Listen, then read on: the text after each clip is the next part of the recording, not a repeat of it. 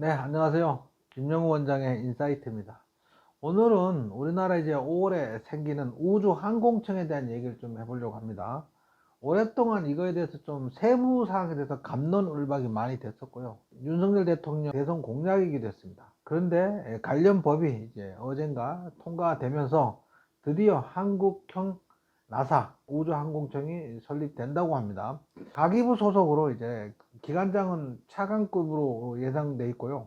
항공우주연구원하고 천문연구원을 그 희하에 편입하기로 했다고 합니다. 작년 4월부터인가 이제 정부안이 국회에 제출된 뒤로 이제 9개월 동안 우주항공청 위상과 기능에 대한 이견이 있어서 여야 간 이견이 있어서 논란이 지속되고 지지부진했었는데 며칠 전 합의점을 찾아서 드디어 마침내 바이오로 급기야 문득 결국 관련법이 통과되었다고 합니다. 우주항공청은 이제 직제상은 과학기술정보통신부 산하기관으로 두는데 지휘는 거기를 받지 않고 실질적인 감독은 이제 대통령 직속 국가우주위원회에서 맡기로 했다고 합니다. 가장 첨예하게 대립했던 내용은 이제 우주항공청의 연구 개발 기능, 직접 수행하는 그 기능에 대해서 과연 줄 것이냐 말 것이냐 그러다가 이제 결론은 우주항공연구원하고 천문연구원을 우주항공청 소속 기관으로 편입하면서 연구기관도 주기로 했습니다. 우주항공청 설립 장소는 이제 경남 사천으로 결정됐습니다.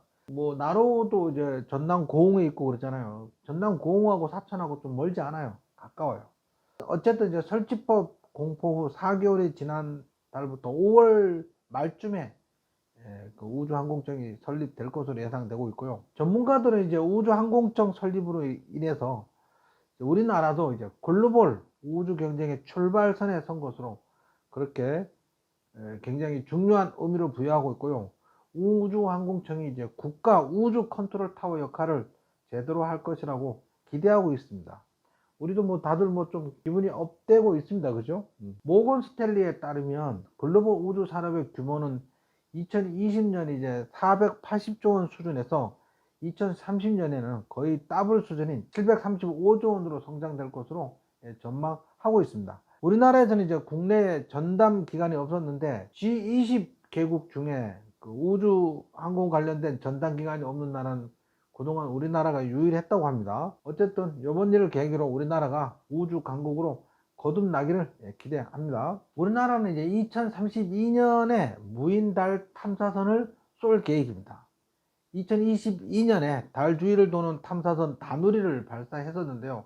성공리에 발사를 했었는데 2032년에는 무인달 탐사선 프로젝트는 직접 달 표면에 우리나라가 이제 무인 우주선이지만 착륙한다는 점에서 의미가 있다고 할 수 있습니다.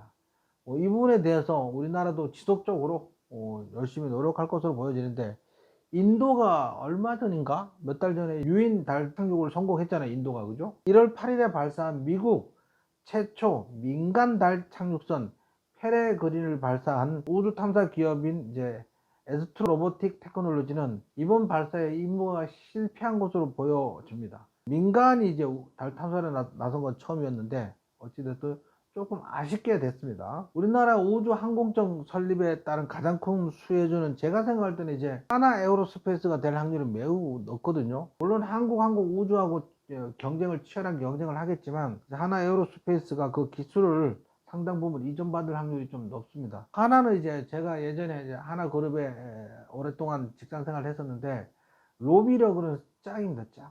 김승현 회장이 30살 정도에 한국 하약을 물려받았는데 그 어린 나이에 물려받았는데 지금 재계 7위권까지 들어섰잖아요. 어쨌든 업무 추진력 하나만큼은 대단하다고 생각합니다. 관련 주로는 하나 에어로스페이스, 한국 항공우주, 그 다음에 AP위성 몇 가지 기업들이 있잖아요. 그죠? 저희는 이제 AP위성을 사전에 사서 최근에 급등 중에 있습니다. 급등 중에 있는데 중장기적으로는 저는 하나 에어로스페이스가 굉장히 좋을 것으로 그렇게 예상됩니다. 자, 오늘 이 정도로 마치고 남은 오후 화이팅 하시기 바랍니다. 수고하셨습니다.